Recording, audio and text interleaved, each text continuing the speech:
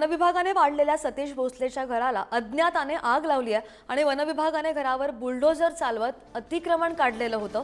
या अतिक्रमणामध्ये काढलेलं घर अज्ञाताने फुकून दिलेलं आहे।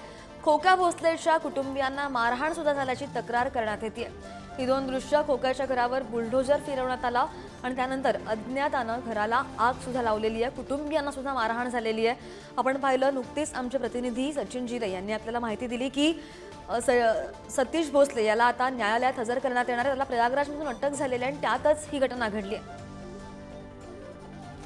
अधिकची माहिती घेऊन आमचे प्रतिनिधी उदय नागरगोजे आपल्या सोबत आहेत। उदय, वनविभागाने सतीश भोसलेचं घर पाडलं, मात्र त्यानंतर अज्ञाताने आग लावलेली आहे। या अज्ञाताचा शोध लागलेला आहे का? कोणीही आग लावलेली आहे आणि सतीश भोसलेच्या कुटुंबियांना मारहाण सुद्धा झालेली आहे। अधिकचा तपशील हवाय।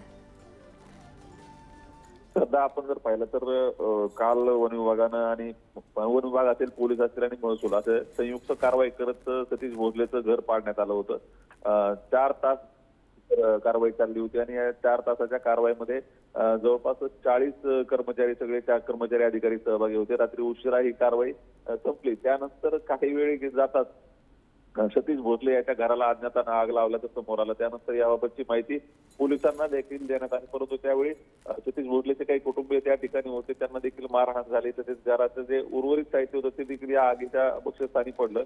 त्यानंतर पोलिसांनी तातडीने या घटनास्थळी दाखल होत ही आग विझवली आणि जे कुटुंबीय होते जखमी त्यांना रुग्णालयात देखील दाखल केले। आता या प्रकरणात अद्याप गुन्हा दाखल झालेला नाही, त्यामध्ये गुन्हा देखील दाखल होईल, परंतु आणि मारहाण कोणी केली हे अद्याप स्पष्ट झालं नसलं तरी त्याचं जे साहित्य होतं घराचं उर्वरित ते देखील या आगीत जळून खाक झाला असून आता या प्रकरणाचा तपास शिरूर पोलीस करत आहेत।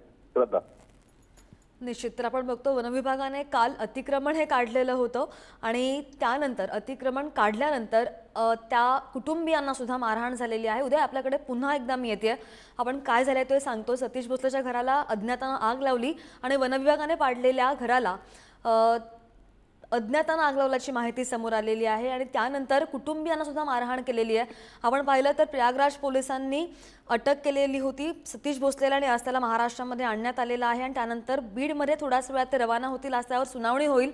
मात्र सध्याची मोठी बातमी आपण पाहतोय, वनविभागाने पाडलेल्या सतीश भोसलेच्या घराला अतिक्रमण ज्यांनी काढलेलं होतं त्यांना अज्ञाताने आग लावल्याचं पाहायला मिळालंय आणि सतीश भोसलेच्या कुटुंबियांना सुद्धा मारहाण करण्यात आलेली आहे। पोलिसांच्या चौकशीमध्ये आणखी काय समोर आलंय उदय?